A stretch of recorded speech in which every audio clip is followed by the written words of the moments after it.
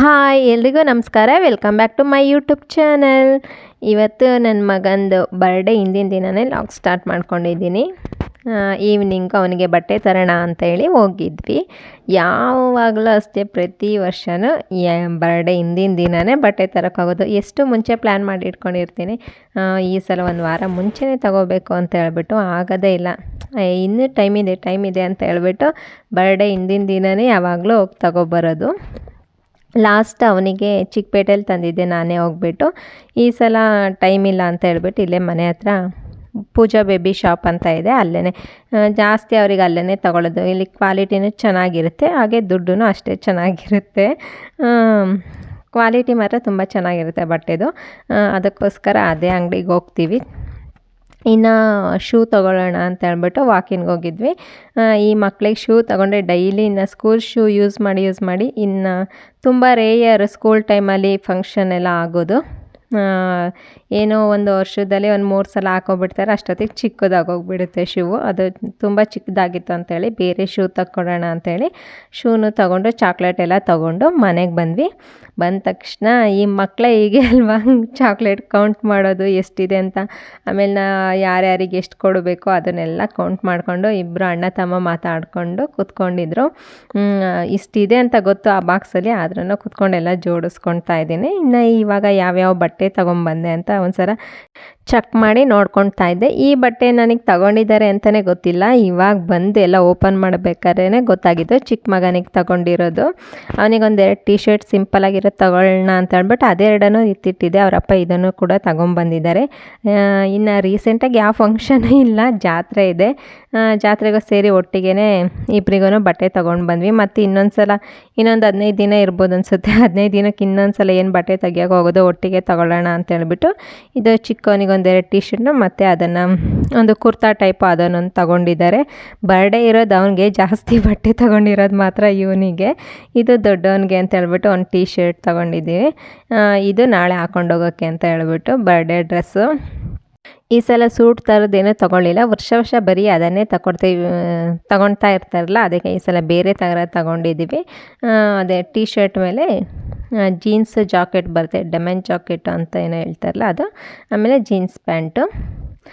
ಅವ್ನಿಗೆ ಇದೇ ಥರ ಬೇಕು ಅಂತ ಹೇಳಿದ ಅದೇ ಥರದ್ದು ಅವನಿಗೆ ಸೆಲೆಕ್ಟ್ ಮಾಡೋಕ್ಕೆ ಬಿಟ್ಟಿದ್ವಿ, ಅವನೇ ತಗೊಂಡ. ಇನ್ನು ಮಾರ್ನಿಂಗ್ ಇದು ಬೆಳಗ್ಗೆ ವಿಶ್ ಮಾಡೋಣ ಅಂತ ಹೇಳ್ಬಿಟ್ಟು ಒಂದು 5:30 ಏನೋ ಆಗಿತ್ತು. ಇನ್ನೂ ಮಲಗಿದ್ರು, ಹೋಗಿ ವಿಶ್ ಮಾಡೋಣ ಅಂತೇಳಿ ಹೋದೆ. Chinnamma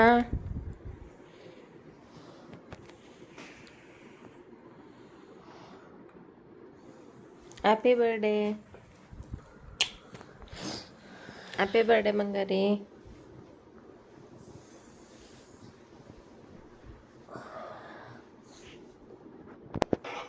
happy birthday. Thank you. Welcome. ಎದ್ದು ಬನ್ನಿ, ಓದಿರಂತೆ. ಇನ್ನು ಅವರು ಎದ್ಬಿಟ್ಟು ಇನ್ನು ಸ್ನಾನ ಎಲ್ಲ ರೆಡಿ ಮಾಡ್ಕೊಳ್ತಾ ಇದ್ರು. ಅವರಪ್ಪ ರೆಡಿ ಮಾಡ್ತಾರೆ ಯಾವಾಗ್ಲೂ. ನಾನು ಈ ಕಡೆ ತಿಂಡಿ ಮಾಡೋಣ ಅಂತ ಹೇಳ್ಬಿಟ್ಟು ಒಂದು ಸ್ವಲ್ಪ ಅವ್ನ ಫೇವ್ರೇಟೇ ಮಾಡೋಣ ಅಂಥೇಳಿ ಮಸಾಲೆ ದೋಸೆ ಮಾಡ್ತಾಯಿದ್ದೀನಿ. ನೈಟ್ ಲೇಟಾಗಿ ಅಲ್ಲಿಂದ ಬಂದಿದ್ದೆ ನಾವು 9 ಗಂಟೆ ಆಗಿತ್ತು. 9 ಗಂಟೆ 10 ಗಂಟೆಲಿ ನಾನು ಹಿಟ್ಟನ್ನು ರುಬ್ಬಿಟ್ಟಿದ್ದು, ಅಷ್ಟು ಬೇಗ ಇಷ್ಟು ಉಬ್ಬಿ ಬಂದಿದೆ. ಇವಾಗ ಬೇಸಿಗೆ ಕಾಲ ಶುರು ಅಲ್ವಾ, ಸೆಕೆ ಜಾಸ್ತಿ ಅಲ್ವಾ, ಬೇಗ ಉಬ್ಬಿ ಬರುತ್ತೆ. ಹಾಗೆಯೇ ನಾನು ಬೇರೆ ಪಾತ್ರೆಗೇನು ಚೇಂಜ್ ಮಾಡೋಕ್ಕೆ ಹೋಗಲಿಲ್ಲ. ಇದನ್ನೆಲ್ಲ ದೋಸೆ ಅವ್ರಿಗೆ ಹಾಕ್ಬಿಟ್ಟು ಆಮೇಲೆ ಎಷ್ಟು ಉಳಿಯುತ್ತೆ ಅದನ್ನು ಬೇರೆ ಪಾತ್ರೆಗೆ ಹಾಕೋಣ ಅಂತ ಹೇಳ್ಬಿಟ್ಟು ಹಾಗೆ ದೋಸೆ ಹಾಕ್ಕೊಡ್ತಾಯಿದ್ದೆ. ಅದನ್ನೆಲ್ಲ ಕ್ಲೀನ್ ಮಾಡೋಕ್ಕೆ ಒಂದು ಅರ್ಧ ಗಂಟೆ ಟೈಮ್ ಬೇಕಾಗುತ್ತೆ. ಅದಕ್ಕೇ ದೋಸೆ ಹಾಕ್ಬಿಟ್ಟು ಉಳ್ದಿದ್ದು ಹಿಟ್ಟನ್ನು ಬೇರೆ ಪಾತ್ರೆಗೆ ಹಾಕೋಣ ಅಂತ ಹೇಳಿ ಆ ಕಡೆ ದೋಸೆ ಹಾಕ್ತಾಯಿದ್ರೆ ಈ ಕಡೆ ಆಲೂಗೆಡ್ಡೆ ಪಲ್ಯ ಮಾಡೋಣ ಅಂತ ಹೇಳ್ಬಿಟ್ಟು ಈ ಕಡೆ ಒಗ್ಗರಣೆಗೆ ಹಾಕ್ಕೊಳ್ತಾ ಇದ್ದೀನಿ. ಆಲೂಗೆಡ್ಡೆ ಎಲ್ಲ ಬೇಯಿಸಿ ಇಟ್ಕೊಂಡಿದ್ದೆ. ಫಸ್ಟು ಬಂದ ತಕ್ಷಣ ಏನಾದರೂ ಬೇಯೋಕ್ಕೆ ಇಡಬೇಕು ಅನ್ನೋದನ್ನ ಫಸ್ಟ್ ಇಟ್ಕೊಂಡ್ಬಿಡ್ತೀನಿ, ಹಾಲು ಕಾಯಿಸ್ಬೇಕಾದ್ರೇ. ಬೆಳಗ್ಗೆ ಎದ್ದ ತಕ್ಷಣ ಒಂದು ಸ್ವಲ್ಪ ಕಾಫಿ ಇಲ್ಲಾಂದರೆ ಟೀ ಕುಡಿಯೋ ಅಭ್ಯಾಸ ಇದೆ. ಅದನ್ನು ಮಾಡ್ಬೇಕಾದ್ರೆ ಇನ್ನೊಂದು ಸ್ಟವಲ್ಲಿ ಆ ಥರ ಬೇಯಿಸೋದಿದ್ರೆ ಬೇಯಿಸ್ಕೊಂಬಿಡ್ತೀನಿ. ಹೀಗೆ ಈ ಕಡೆ ಎಲ್ಲ ಒಗ್ಗರಣೆ ಹಾಕ್ಕೊಂಡು ಇನ್ನು ಲಂಚ್ ಬಾಕ್ಸಿಗೂ ಎಲ್ಲ ಹಾಕಬೇಕಲ್ಲ ದೋಸೆನ, ಅದನ್ನು ಹಾಕಿ ಇವಾಗ ಅವ್ರಿಗೆ ತಿನ್ನೋಕ್ಕೂ ಕೂಡ ದೋಸೆ ಎಲ್ಲ ಹಾಕಿ ಎತ್ತಿಟ್ಕೊಳ್ತಾ ಇದ್ದೀನಿ. ಬೆಳಗ್ಗೆ ಹೊತ್ತು ಎಷ್ಟೇ ಟೈಮ್ ಇದ್ದರೂ ಕೆಲಸಗಳೇ ಮುಗಿಯಲ್ಲ, ಪಟ ಅಂತ ಮಾಡ್ತಾ ಇರಬೇಕು.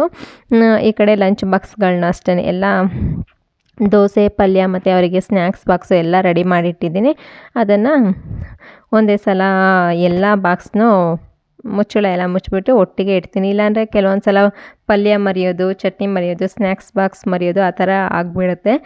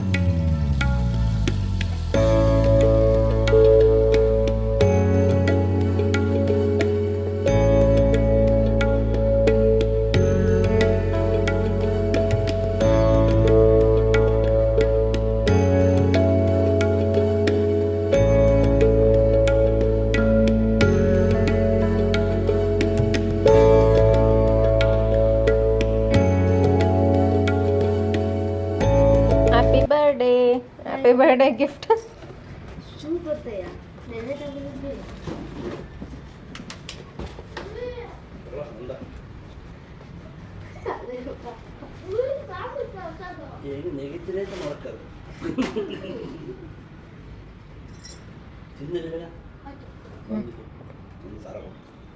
ಬೇಗ ಬಾಯ್ ಬಾಯ್ ನಿಶೋ.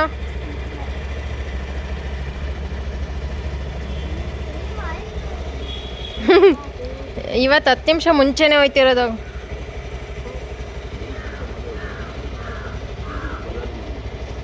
ಬಾಯ್ ಬಾಯ್. ಇನ್ನು 8 ಗಂಟೆಗೆ ಮಕ್ಕಳು ಕಳಿಸಾದ್ಮೇಲೆ ನಂದೊಂದು ಸ್ವಲ್ಪ ಮನೆ ಕೆಲಸಗಳೆಲ್ಲ ಇರುತ್ತಲ್ಲ ಅದನ್ನೆಲ್ಲ ಮಾಡಿಕೊಂಡು ನಮ್ಮ ಮನೆಯವರು 11 o'clock ಅಷ್ಟೊತ್ತಿಗೆ ಬಾಲಿ ಅವ್ನು ಇವತ್ತೊಂದು ಸ್ವಲ್ಪ ಸ್ಪೆಷಲಾಗಿ ಸರ್ಪ್ರೈಸ್ ಕೊಡೋಣ ಅಂತ ಹೇಳ್ಬಿಟ್ಟು, ಅವ್ರದ್ದೇನು ಬರ್ಡೇ ಯಾವಾಗಲೂ ಜೋರಾಗಿ ಮಾಡಿಲ್ಲ, ಈ ಸಲ ಔಟ್ಸೈಡ್ ಕೇಕ್ ಕಟ್ ಮಾಡಿಸೋಣ ಅಂತ ಹೇಳ್ಬಿಟ್ಟು ಪ್ಲ್ಯಾನ್ ಮಾಡಿಕೊಂಡು ಇಲ್ಲೇ ಅವ್ರ ಸ್ಕೂಲ್ ಪಕ್ಕನೇ ಇದೆ, ಇದು ಕೇಳ್ಕೊಂಬರೋಣ ಹೇಗಿದೆ ನೋಡಿಬಿಟ್ಟು ಅಡ್ವಾನ್ಸ್ ಪೇ ಮಾಡಿ ಬರೋಣ ಅಂತ ಹೇಳ್ಬಿಟ್ಟು ಆಮೇಲೆ ಕೇಕೆಲ್ಲ ಆರ್ಡ್ರ್ ಕೊಟ್ಬಿಡೋಣ ಇವಾಗಲೇ ಅಂತೇಳಿ ಹೋಗಿದ್ವಿ. 5 ಸೀಟರ್ದು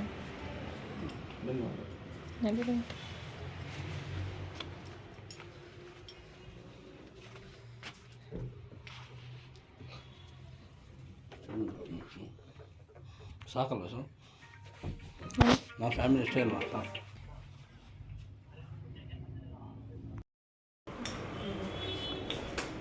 ಇದು ಲಾಂಗ್ ಚೆನ್ನಾಗಿದೆ. ಇನ್ನು ನಾವು ನೋಡ್ಕೊಂಬಂದಿದ್ದು 5 ಸೀಟರ್ದು, ಅದನ್ನೇ ಬುಕ್ ಎಲ್ಲ ಮಾಡಿ ಬಂದಿದ್ದು. ಲಾಸ್ಟ್ ನಾನು ಇನ್ಸ್ಟಾಗ್ರಾಮಲ್ಲಿ ಶಾರ್ಟ್ ವಿಡಿಯೋ ಮತ್ತು ಯೂಟ್ಯೂಬಲ್ಲೂ ಶಾರ್ಟ್ ವಿಡಿಯೋ ಹಾಕಿದ್ನಲ್ಲ, ಅದರಲ್ಲೆಲ್ಲ ಇರೋದು ಇದು 2 ಸೀಟರ್ದು ಕಪಲ್ಸು. ಯಾಕೆ ಅಂತ ನೆಕ್ಸ್ಟು ಅದನ್ನು ಸೆಲೆಬ್ರೇಟ್ ಮಾಡ್ಬೇಕಾದ್ರೆ ಹೇಳ್ತೀನಿ.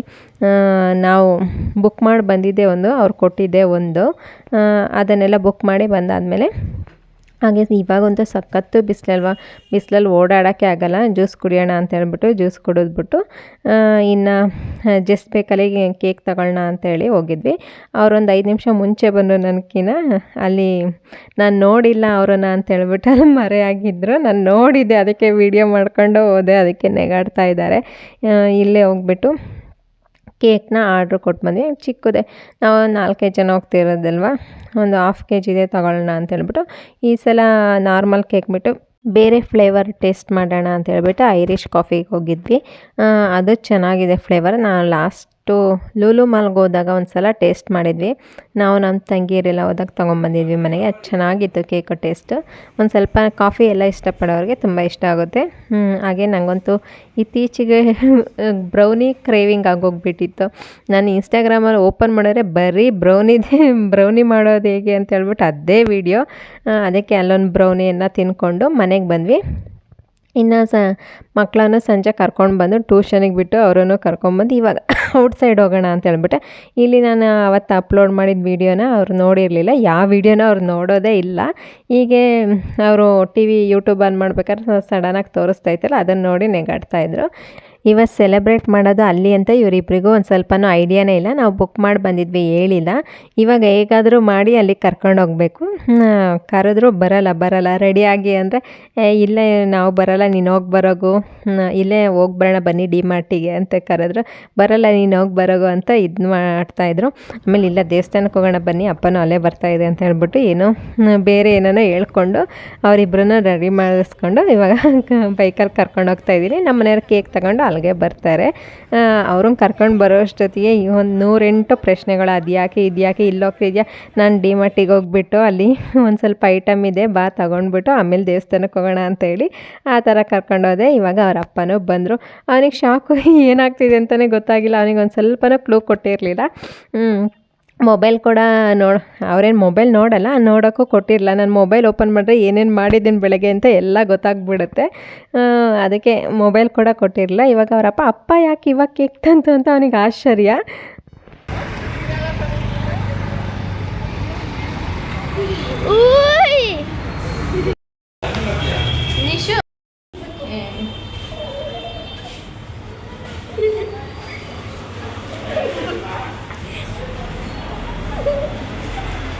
ಒಂದು 10 ಬಾ ಒಳಗೆ ಬಾ. ಇಷ್ಟು ಎಲ್ಲ ಲಿಫ್ಟ್ ಅಲ್ಲ ನಿಶ್ ಇಲ್ಲಿಗೆ ಬರ ಕಾಣಿಸ್ತೈತೆ. ನಿಶೆ ಕಾಣಿಸ್ತಲೇ ಇಲ್ವಲ್ಲ.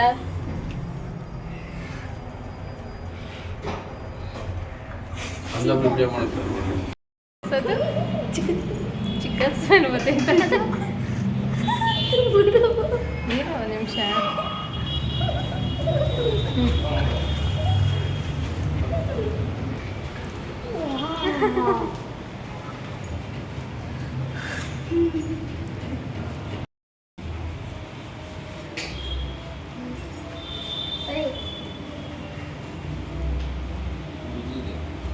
ಹೌದಾ,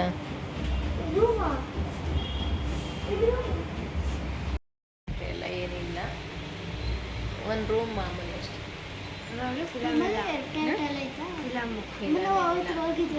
ಆ ಥರ ಸಿಂಪಲ್ ಅಷ್ಟೇ. ಓಕೆನಾ? ಹೇಗನ್ನಿಸ್ತು ಸರ್ಪ್ರೈಸ್? ಅಳ್ತಾ ಕೂತಿದ್ದಲ್ಲ, ಯಾಕೋ ಅಳ್ತಿದ್ದ. ಏನಕ್ಕೆ ಹತ್ತಿದ್ ನೀನು?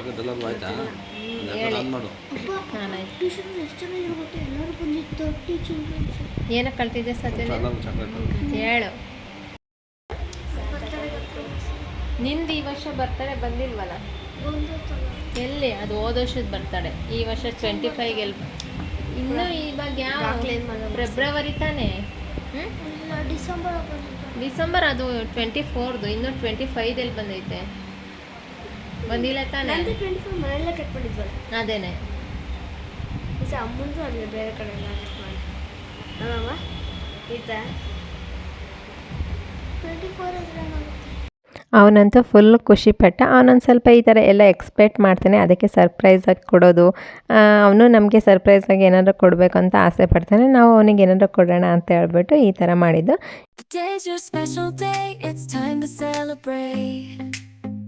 Another year of life, let's make it great.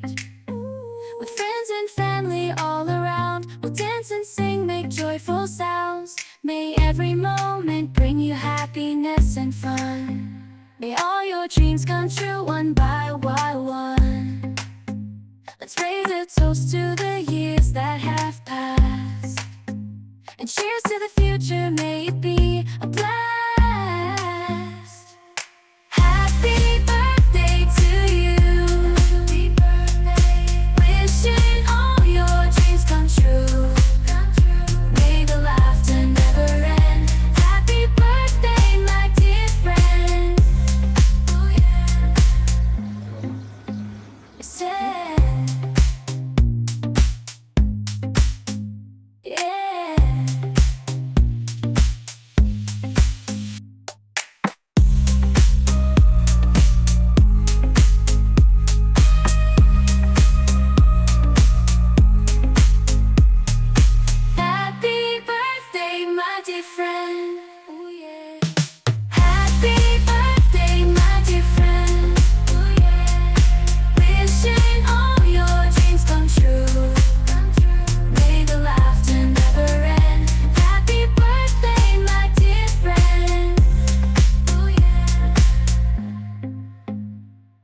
ನಾವು ಫಸ್ಟ್ ಟೈಮ್ ಈ ಥರ ಮಕ್ಕಳಿಗೆ ಔಟ್ಸೈಡ್ ಬಂದು ಕೇಕ್ ಕಟ್ ಮಾಡಿಸಿದ್ದು.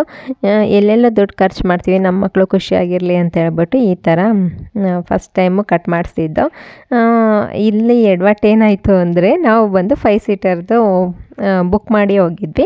ಫಾಗ್ ಎಂಟ್ರಿಗೆಲ್ಲ ಒಂದು ಸ್ವಲ್ಪ 10 ಮಿನಿಟ್ಸ್ ಟೈಮ್ ತಗೋತಾರಲ್ಲ, ಹೋದ್ಮೇಲೆ ಹಾಗೆಯೇ ನಾವು ಕೂತ್ಕೊಂಡಿದ್ವಿ. ಅವರು 8ಗೆ ನಾವು ಹೇಳಿದ್ದು, 8:30 ಆದರೂ ಇನ್ನೂ ರಿಮೋಟ್ ವರ್ಕ್ ಆಗ್ತಾಯಿಲ್ಲ ಅಂತ ಹೇಳ್ಬಿಟ್ಟು ಇದು ಮಾಡ್ತಿದ್ರು. ಇನ್ನು ರಿಮೋಟ್ ವರ್ಕ್ ಆಗ್ತಿಲ್ಲ, ಕಪಲ್ದು ಥಿಯೇಟರ್ ಇದೆ ಅದನ್ನು ಯೂಸ್ ಮಾಡ್ತೀರಾ ಅಂತ ಕೇಳಿದ್ರು. ಇನ್ನು ಯಾವುದೂ ಇಲ್ಲಾಂದರೆ ಇನ್ನು ಆಪ್ಷನ್ ಅದೊಂದೇ ಇದ್ದಿದ್ದಲ್ವ, ಸರಿ ಬಿಡಿ ಅಂತ ಹೇಳ್ಬಿಟ್ಟು ಅದನ್ನೇ ಯೂಸ್ ಮಾಡಿದ್ರು. 5 ಸೀಟರ್ಗೂ 2 ಸೀಟರ್ಗೂ ಎಷ್ಟು ಡಿಫ್ರೆನ್ಸ್ ಇರುತ್ತೆ, ಆದರೆ ಅವ್ರಿಗೊಂಚೂರು ದುಡ್ಡೇ ಕಮ್ಮಿ ಮಾಡ್ಕೊಳ್ಳಿಲ್ಲ. ಇದಕ್ಕೆ ನಾವು ಎಷ್ಟು ದುಡ್ಡು ಹೇಳಿದ್ವೋ ಅದೇ ಅಷ್ಟೇ ದುಡ್ಡು ತೊಗೊಂಡಿದ್ದು. ಅದೊಂದು ಸ್ವಲ್ಪ ಬೇಜಾರಾಯಿತು. ಇನ್ನೆಲ್ಲ ಬರ್ಡೇ ಎಲ್ಲ ಚೆನ್ನಾಗಿ ಆಯಿತು. ನಿಮಗೇನಾದ್ರೂ ಈ ವಿಡಿಯೋ ಸ್ವಲ್ಪನಾದರೂ ಇಷ್ಟ ಆದರೆ ಪ್ಲೀಸ್ ಲೈಕ್, ಶೇರ್, ಕಮೆಂಟ್ ಮಾಡಿ. ಹಾಗೆ ನನ್ನ ಚಾನಲ್ನ ಸಬ್ಸ್ಕ್ರೈಬ್ ಮಾಡ್ಕೊಂಡು ನೋಡಿ. ಪಕ್ಕದಲ್ಲಿರೋ ಬೆಲ್ಲೈಕನ್ನ ಕ್ಲಿಕ್ ಮಾಡಿದ್ರೆ ನಾನು ಹಾಕೋ ಪ್ರತಿ ಒಂದು ವಿಡಿಯೋ ನೋಟಿಫಿಕೇಷನ್ನು ನಿಮಗೆ ಬರುತ್ತೆ. Thank you for watching. See you in next video.